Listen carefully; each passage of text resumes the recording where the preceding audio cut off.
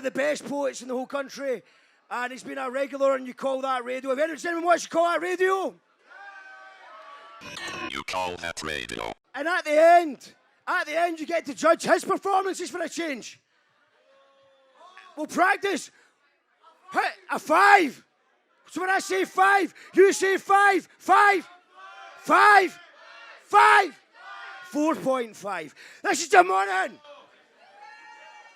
Hello, thanks, Mark.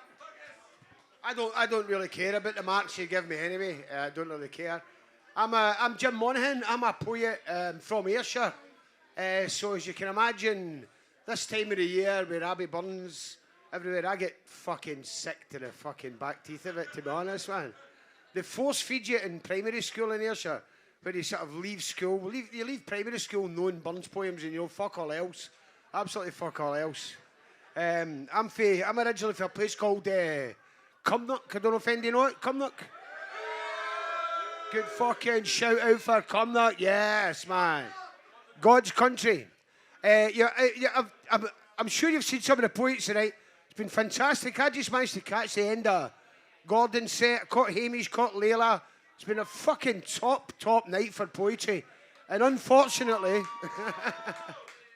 it all ends badly here. I went into that lockdown thing. I know they're all Layla's fucking touring the country and Gordon and Hamish are flying everywhere doing slams and that. I'm still not really quite get out the house yet after the lockdown, man. I'm still on the fucking Netflix and biscuits. I kind of I've more or less watched the whole of Netflix now, and it's all right. It's all right. It's not bad. Not much to it and all that. I had this thing when we were into lockdown that I would write more. It's a perfect opportunity for a writer in it. You're stuck in the house. There's people sometimes fucking paying you to stay at home and do nothing. It's fucking great. So I'm just going to finish a novel. I'm going to write a poetry book, and I'm going to write poems every day. And then that gradually just got, I slipped, and then I made up a new rule just for my inconvenience, saying, oh, I'm going to write really short poems because that's dead clever. It's actually dead fucking lazy. But I convinced myself that was a thing today, and it got worse and fucking worse and worse and worse. I'm going to give you some of my lockdown poems. But the state that it got to, when I realised it all went wrong and I had wasted my fucking lockdown, is when I finally got to this poem, which is called Weather Warning. Red sky at night, shepherd's delight. Brown sky with fluffy white clouds, shepherd's pie. Cheese and pickle, ploughman's lunch.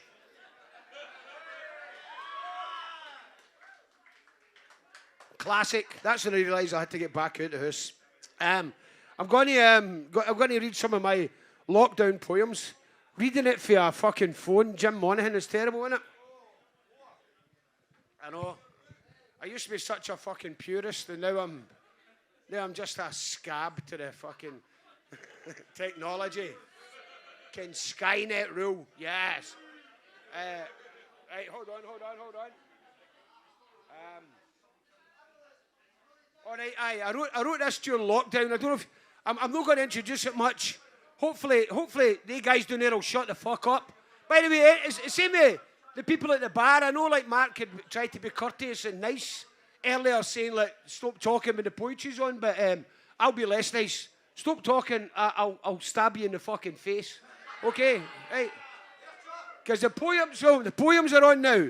I'm not going to introduce this. This is something that happened during lockdown to every single one of us, so I hope you'll recognise it. It's called 10 Albums. 10 albums that have influenced my life is what he asked of me. 10 have had a profound effect on how I think and see. I sought more information. How much influence would I have to have had to qualify for a list? Would they have to be life-changing? And could I include a greatest hits? This caused him consternation. Look, he said, it doesn't matter too much. Just ones with special memories that still mean something to you today and are not just accessories. Wait, I said. You have albums that are accessories that you don't see as necessities that you bought for what? Decoration or to enhance your reputation. You know what I mean, he pleaded. I surely don't. It sounds conceited that you who buy music for its sense of fashion should seek to test my own sweet passion. Just leave it. I'll ask someone else who isn't quite so serious. This is meant to be a bit of fun and not be so laborious. Calm down, I said. Just let me think. I opened the drawer next to the sink and from it took a shiny knife and threatened to use it to take his life. He quickly left saying, fucking nutter. I turned the knife towards the butter to spread upon a loaf of bread. I didn't really wish him dead. I just wanted him to fuck off.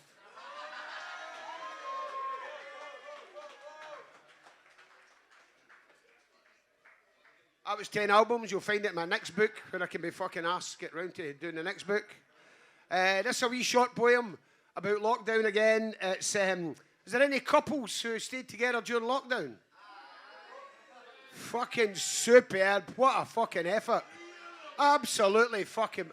Oh, I was so lucky I was single during lockdown, man. See, that, I would definitely have been fucking dead or divorced or one of the two. But it was... Isn't it amazing how you can spend your life with the love of your life, but they go to work and all that. You don't fucking see each other all the time every fucking day, man. And then the lockdown comes. What a fucking nightmare.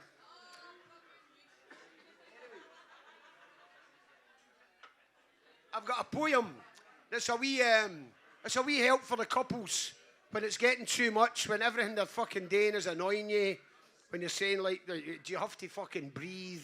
Things like that, when they say that to you and all that stuff. This is a wee tip for when things are not going well. The way to get your love back together, to get that camaraderie back together, is to unite behind a common enemy. This is called Common Enemy. It's called Common Enemy, guys. Common Enemy. Shh. It's called Common Enemy. And remember, it's about uniting behind the common enemy to bring your love back together.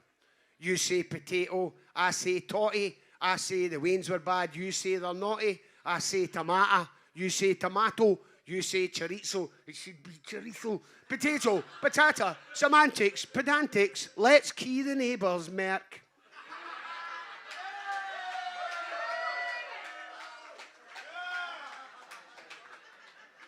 Works every time. As I say, I get lazier and shitier with poems during lockdown. I wrote this one in the first week of lockdown as if we were about 6 months into it. It's a very romantic love poem about all the things that lockdown stopped us doing or didn't. So this is a serious one. This is my love poem for lockdown. I think I was the first one to write a lockdown poem, and by the end of it, I look back and it was probably the best fucking lockdown poem, in my opinion. But for the lockdown. But for the lockdown, we'd be drinking sweet hot drinks in the tea rooms of the Central Mosque in Paris, birds flittering and whispering above. I would be stirring while staring at my cup as you breathlessly relate the catalogue of calamities that got you from home to here. We'd be watching rain running down a window in a room at the Port Patrick Hotel. We would have run out of things to say. I would suggest that we go to the hotel bar. You would reluctantly agree. You would know it wasn't a good idea, but it would get us through the night. We would be looking at antiques with no intention of buying in a shabby shop in Fells Point in Baltimore. The shop owner and I would be laughing as you burst into a spontaneous pogo when Sheena as a punk rocker came on the radio. You would be telling one of your stories, audience enthralled, while I eyed the buffet with trepidation on a tourist boat off Cape Town. I would be thinking of how much you love stories and wishing that you realised how good you were at telling them. We would be dancing at the lead mill in Sheffield to a song by a posh English girl singing about the kids in America. I would be laughing because you were laughing. Later, we would watch some band that you like and I pretend to like because you like them. I would be watching silverback surfers slide on water as the sun rose over the Med and lit what used to be the harbour at Barceloneta. You would be waking soon, so I would get coffees and pastries to take back to the drafty tiled apartment. Or we would be right here in this tenement flat, looking on to another tenement flat. I would be making soup and singing. you would be writing something really important, which would be much, much easier if I would just stop that fucking singing. But for the lockdown, we would be happy. Thank you.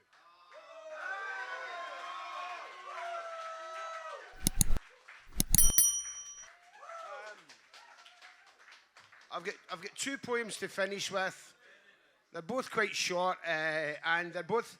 This is the first time I've done these poems live, apart from reading to a small writers group, and they're both about women in my life that I lost at the end of 2021. It probably took me about a year. To write poems about them because I found it very, very difficult. And this is for my pal who died in November 2001. And it's I couldn't find a way of writing a poem for her. And then I saw a play on the beach, at Ayr Beach, that she had written the music for her. And music was there. And it was a beautiful place set on the beach. The stage was the beach. The backdrop was Arran. And as you watch with headphones on, as the actors use the whole beach as a stage. And Beldina's music was the soundtrack for it, kind of stuff. And it gave me that. So this poem is a poem for Beldina Adenio, but it's also it's based on Julia Todovan's play Move it was called, which was set in beaches all around Scotland. And it's the only Burns connection tonight, because for all the Burns scholars in there, you'll probably notice that I stole the last lines from a poem by Rabbie Burns. It's called She Said She Hated Goodbyes. She told us she would see us later, a white lie learned from experience, behind walls in a Dreich Galloway prison, there because of who she was. Moses hadn't freed her people. Jesus couldn't save her soul. Drugs could not expand her horizon.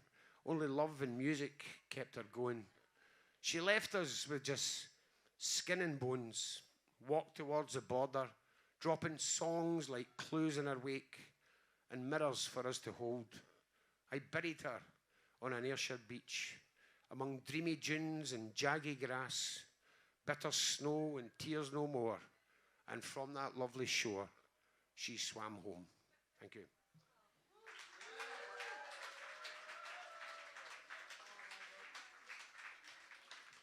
And my last one is another wee sad one. I feel as if I'm in a fucking slam in it. That's what you do, innit? You do a slam. Oh, yes, man, I've got them on my side. Do the dead dad poem. Anyway, this is my dead mum poem. My dead mum poem. My mum died about the same time as Beldina, and I'm going to cry now. I miss her a lot. And this poem's about why I miss her. The things, the minutes, the moments, just the brief moments when you forget. You forget sometimes for a second that your mum's dead, and you think something comes up in the telly, and you go, "Oh, I'm going to phone my mum about that." And just for a brief second or two, it's about that. Anyway, finish on a sad one. If you do that thing that Mark goes, one more poem, I'm not going to fucking do it, right? So there's no fucking point. So this is definitely the last poem.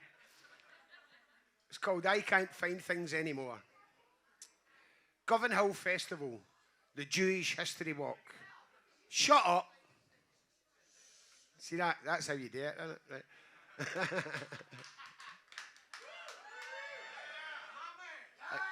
You all shut up now as well. It's getting fucking worse. This is like when a fucking minute's silence and one guy in the Green Brigade sneezes and the rest all shout at him and then it goes fucking mental. Do you know what I mean? Fucking hell. Anyway. Now I've lost my place in the phone, man. I can't find things anymore. Govan Hill Festival, the Jewish History Walk. We stopped at tenement doors where traders used to live. Men who would travel to the mining villages selling jewellery and finery. I said, we had one of those. My aunties loved them. An exotic, exciting man for the city, collecting incremental payments towards a wedding present or a glorious couch. He was well dressed and well spoken. What was his name? Was it Harvey? I'll ask my mum, I said. I can't find things anymore. Who was that man with a horse? Who was Nathan Glasgow? Was his name Glasgow or did he come from Glasgow? Who was that uncle in Motherwell with a big car and the grand house He made honey. He had a boat. Did he have a boat? Was he even an uncle? When we went through old photographs, I didn't take things in. I had no need. I just loved listening to you talking about them. The various genies, the Auntie Betty, the Aunt Lizzie, the Bunty. Now they're just people in pictures. I don't know which one is which. I can't find things anymore. I have nowhere left to look. Thank you very much.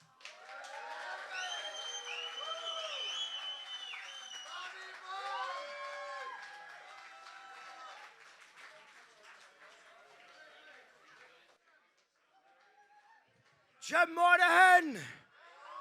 So from 1 to 10, how would you rate that? Is that 10?